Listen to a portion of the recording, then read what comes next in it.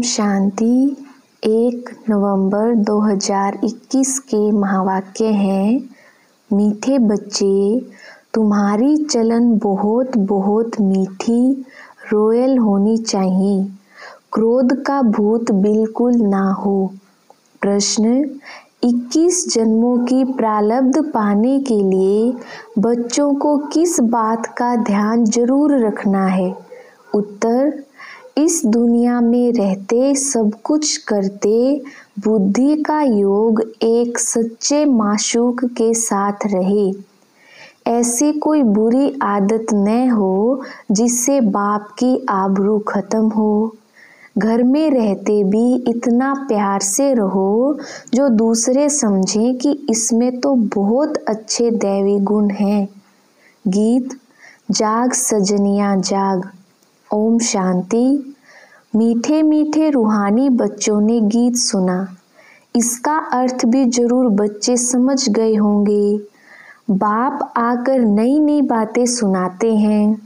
नई दुनिया के नए युग के लिए यह बातें बच्चों ने 5000 वर्ष पहले सुनी थी, अब फिर सुन रहे हैं। बाकी बीच में सिर्फ भक्ति मार्ग की बातें ही सुनी हैं। सत्युग में यह बातें होती नहीं, वहाँ है ज्ञान की प्रारब्ध।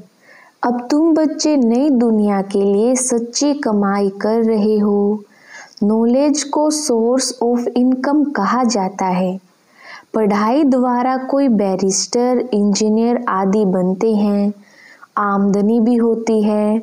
तुम इस पढ़ाई से राजाओं का राजा बनते हो। यह कितनी जबरदस्त कमाई है। अब तुम बच्चों को यह निश्चय है, अगर थोड़ा संशय है तो आगे चलते चलते निश्चय होता जाएगा। सेकंड में जीवन मुक्ति गाई हुई है। बाबा का बना और वर्षे का मालिक बना। बाप जो स्वर्ग का रचयिता है वह आया है हमको मालिक बनाने। यह तो बच्चों को निश्चय होना चाहिए। यह भी जानते हो कि 2 बाप हैं, एक है लौकिक बाप, दूसरा है पारलौकिक, जिसको कहते हैं परम पिता परमात्मा, ओ गॉड फादर। लौकिक फादर को कभी परम पिता नहीं कहेंगे। सबका सुख दाता, शांति दाता वह एक ही पारलौकिक बाप है। सत्युग में सब सुखी रहते हैं, बाकी आत्माएं शांति धाम में रहती हैं। सत्युग में तुमको सुख, शांति, धन दौलत, निरोगी काया सब कुछ था। तो ऐसे मोस्ट बिलव्ड बाप को सब पुकारते हैं। साधु संत लोग भी साधना करते हैं, लेकिन किसकी साधना करते हैं यह जानते नहीं। वह करते हैं ब्रह्म की साधना। तो हम ब्रह्म में लीन हो जाएं, परंतु लीन तो हो न सके। ब्रह्म को याद करने से पाप थोड़े ही कटेंगे। बाप कहते हैं मामेकम याद करो। सर्वशक्तिवान मैं हूँ व ब्रह्मा, जो रहने का स्थान है। ब्रह्म महतत्व में सभी आत्माएं निवास करती हैं। तो ब्रह्म को उन्होंने भगवान समझ लिया है। जैसे भारतवासियों ने हिंदुस्तान में रहने के कारण अपना धर्म हिंदू समझ लिया है, वैसे ब्रह्म तत्व रहने के स्थान को परमात्मा समझ लिया है। वह है ब्रह्मांड। वहाँ आत्माएं ज्योति बिंदु अंडा आकार में रहती हैं, इसलिए उनको ब्रह्मांड कहते हैं। यह है मनुष्य सृष्टि। ब्रह्मांड अलग है, मनुष्य सृष्टि अलग है। आत्मा क्या है यह किसको भी पता नहीं है। कहते भी हैं भ्रुकुटी के बीच में चमकता है अजब सितारा। फिर कहते आत्मा अंगूठे सदृश है, परंतु बाप कहते हैं आत्मा बिल्कुल सूक्ष्म बिंदु है, जिसको इन आँखों से देख नहीं सकते। इनको देखने की, पकड़ने की बहुत कोशिश करते हैं, परंतु किसको पता नहीं पड़ता। तुम बच्चे जानते हो तो अब तुमको भारत को स्वर्ग बनाने में बाप का मददगार भी बनना पड़े। बाप आते ही भारत में हैं। शिव जयंती भारत में ही मनाते हैं। जैसे क्राइस्ट होकर गया तो क्रिश्चियन लोग क्रिसमस मनाते रहते हैं। क्राइस्ट कब आया वह भी जानते हैं, परंतु भारतवासियों को यह पता ही नहीं कि बाप कब आया था, कृष्ण कब आया था, किसका भी उनको पता नहीं है। महिमा सारी कृष्ण की गाते हैं, उसको झूले में झुलाते हैं, प्यार करते हैं, परंतु यह नहीं जानते कि उनका जन्म कब हुआ। कह देते द्वापर में गीता सुनाई, परंतु कृष्ण द्वापर में तो आते नहीं। लीला है एक बाप की, तब उनके लिए कहते हैं तुम्हारी गति मत। कृष्ण है सतयुग का प्रिंस। पहले से माता को साक्षात्कार हो जाता है कि योग बल से बच्चा पैदा होने वाला है। वहाँ शरीर भी ऐसे ही छोड़ते हैं, एक शरीर छोड़ दूसरा लेते हैं। सर्प का मिसाल। वास्तव में सन्यासी ये मिसाल दे नहीं सकते। तुम विकारी मनुष्यों को बैठ ज्ञान की भू भू कर तमो प्रधान से सतो प्रधान बना देते हो। यह तुम्हारा धंधा है। भू भू कर मनुष्य को देवता बना देते हो। कछुओं आदि का मिसाल भी इस समय का है। कर्म करके फिर जितना समय मिले बाप को याद करना है। तुम जानते हो यह हमारा अंतिम जन्म है। अब नाटक पूरा होना है। पुराना शरीर है, इसका कर्म भोग चुकतू करना है। जब सतो प्रधान हो जाएंगे तो फिर कर्मातीत अवस्था हो जाएगी।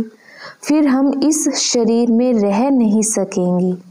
कर्मातीत अवस्था हुई, फिर शरीर छोड़ देंगे, फिर लड़ाई शुरू होगी।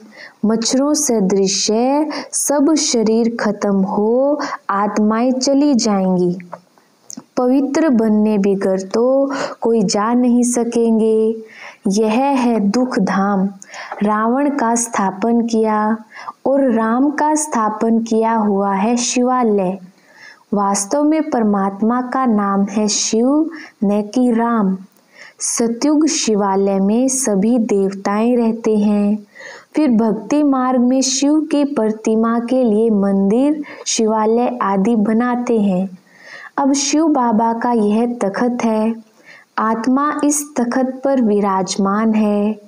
बाप भी यहाँ बाजू में आकर विराजमान होते हैं और आकर पढ़ाते हैं।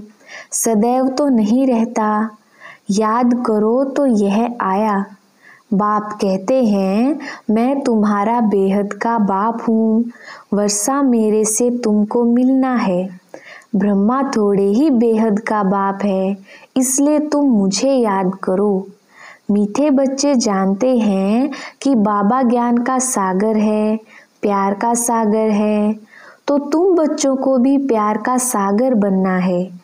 स्त्री पुरुष एक दो को सच्चा प्यार नहीं करते, वह तो काम विकार को ही प्यार समझते हैं, परंतु बाबा ने कहा है कि काम महाशत्रु है। यह आदि मध्य अंत दुख देने वाला है। देवताएं निर्विकारी थे, तब तो कहते हैं कृष्ण जैसा बच्चा मिले, कृष्ण जैसा पति मिले। कृष्णपुरी को याद करते हैं ना। अब बाप कृष्णपुरी स्थापन कर रहे हैं। तुम स्वयं श्री कृष्ण जैसे अथवा मोहन जैसे बन सकते हो। प्रिंस प्रिंसेस और भी होंगे, तो यह सब यहाँ बन रहे हैं। उनकी भी लिस्ट रहती है। माला के 8 दाने भी हैं तो 108 दाने भी हैं। लोग 9 रत्न की अंगूठी पहनते हैं। अब यह 8 कौन है, बीच में कौन है, यह भी तुम जानते हो कि मीठे ते मीठे बाप द्वारा हम रतन बन रहे हैं। बाप कहते हैं बच्चे आपस में बहुत प्यार से चलना है, नहीं तो बाबा का नाम बदनाम करेंगे। फिर सतगुरु की निंदा कराने वाले ठोर नहीं पा सकते। सबको मंत्र भी बताना है कि एक बाप को याद करो तो खाद निकल जाएगी। घर में भी इतना प्यार से चलना चाहिए जो दूसरे समझे कि इसमें क्रोध नहीं है। बहुत प्यार आ गया है। शराब, सिगरेट आदि पीना बहुत बुरी आदत है। ऐसी सब बुरी आदतें छोड़ देनी चाहिए। दैवी गुण यहाँ ही धारण करनी है। राजधानी स्थापन करने में मेहनत लगती है। दूसरे धर्म वाले राजधानी स्थापन नहीं करते। वह ऊपर से एकदम पिछाड़ी में आते रहते हैं। तुम 21 जन्म की प्रारब्ध बना रहे हो। इसमें माया के तूफान बहुत आएंगे। फिर भी पुरुषार्थ कर दैवी गुण धारण करनी है। अगर क्रोध से बात करेंगे तो लोग कहेंगे इनमें भूत है। गोया बेहद बाप की आबरू गवाई। फिर ऐसे ऊंच पद कैसे पाएंगे। बहुत मीठा अनासक्त बनना है। यहाँ रहते सब कुछ करते योग माशूक के साथ चाहिए। बाबा ने कहा है मुझे याद करो तो पाप भस्म हो जाएंगे। इसको योग अग्नि कहा जाता है। यहाँ हठयोग की दरकार नहीं है। अपना शरीर तंदुरुस्त रखना है। मोस्ट वैल्यूएबल शरीर है। भोजन भी शुद्ध खाना है। देवताओं को कैसा भोग लगाते हैं। श्रीनाथ द्वारे जाकर देखो। बंगाल में तो काली पर बकरे का भोग लगाते हैं। वे अपने पितरों को भी मछली खिलाते हैं। नहीं तो समझते हैं कि पितृ नाराज हो जाएंगे। कोई ने रिवाज डाला है, वह चलता रहता है। देवी देवताओं के राज्य में कोई पाप नहीं होता। वह है राम राज्य। यहाँ कर्म विकर्म बनते हैं, वहाँ कर्म अकर्म बनते हैं। अब हरिद्वार में जाकर बैठते हैं। हरि कृष्ण को कहते हैं। अब कृष्ण तो है सतयुग में। वास्तव में हरि नाम शिव का है, दुख हरने वाला। परंतु गीता में कृष्ण का नाम डाल हरि कृष्ण को समझ लिया है। वास्तव में दुख हरने वाला है शिव बाबा। हरि का द्वार सतयुग को कहा जाता है। भक्ति मार्ग में जो कुछ आता है बोलते रहते हैं। बाप कहते हैं मैं संगम युग पर आता हूँ, पुरानी दुनिया को नई बनाने। रावण है पुराना दुश्मन, हर वर्ष उनको जलाते हैं। कितने पैसे खर्च करते हैं। सब waste of time, waste of money है। बंगाल में कितनी देवियां बनाते हैं। उनको खिला पिलाकर पूजा कर फिर जाकर डुबोते हैं। इस पर एक गीत है। बच्चों को बहुत मीठा बनना है। कभी गुस्से से बात नहीं करनी है। बाप से कभी रूठना नहीं है। रूठ कर अगर पढ़ाई छोड़ा, गोया अपने पैर पर कुल्हाड़ा मारा। यहाँ तुम आए हो विश्व का मालिक बनने। महाराजा श्री नारायण, महारानी श्री लक्ष्मी को कहा जाता है। बाकी श्री श्री है शिव बाबा का टाइटल। श्री कहा जाता है देवताओं को। श्री अर्थात श्रेष्ठ। अब तुम ख्याल करो हम क्या थे। माया ने हमारा माथा मुड़वाकर हमको क्या बना दिया है। भारत कितना साहूकार था, फिर कंगाल कैसे बना, क्या हुआ, कुछ भी समझते नहीं। अब तुम जानते हो हम सो देवता थे, फिर क्षत्रिय बने। वह कह देते आत्मा सो परमात्मा। नहीं तो हम सो का अर्थ कितना सहज है। वो लोग कहते हैं मनुष्य का जन्म सिर्फ एक होता है, परंतु बाप समझाते हैं मनुष्य के जन्म 84 होते हैं। उस 84 जन्म में तुम्हारा यह संगम का एक जन्म दुर्लभ है, जबकि तुम बेहद बाप से स्वर्ग का वर्षा पाते हो। तुम बहुत रॉयल बाप के बच्चे हो, तो तुम्हारे में कितनी रॉयल्टी होनी चाहिए। रॉयल मनुष्य कभी जोर से बात नहीं करते। दुनिया में घर घर में कितना हंगामा होता है, स्वर्ग में ऐसी कोई बात नहीं। यह बाबा भी वल्लभाचारी कुल का था। फिर भी कहाँ वह सतयुग के देवताएं, कहाँ आजकल के वैष्णव लोग। ऐसे नहीं, वैष्णव है तो विकार में नहीं जाते हैं। रावण राज्य में सब विकार से पैदा होते हैं, सतयुग में है संपूर्ण निर्विकारी। अब तुम संपूर्ण निर्विकारी बन रहे हो और विश्व के मालिक बनते हो योग बल द्वारा। तुम्हारी चलन बहुत मीठी रॉयल होनी चाहिए। कोई डिबेट या शास्त्रवाद नहीं करना है। वह जब शास्त्रवाद करने बैठते हैं तो एक दो को लाठी भी मार देते हैं। उन विचारों का कोई भी दोष नहीं है, इस नॉलेज को जानते ही नहीं। यह है रूहानी नॉलेज जो मिलती है रूहानी बाप से। वह ज्ञान का सागर है। उनके शरीर का नाम नहीं है, वह अव्यक्त मूर्त है। कहते हैं मेरा नाम शिव है, मैं स्थूल व सूक्ष्म शरीर नहीं लेता हूँ।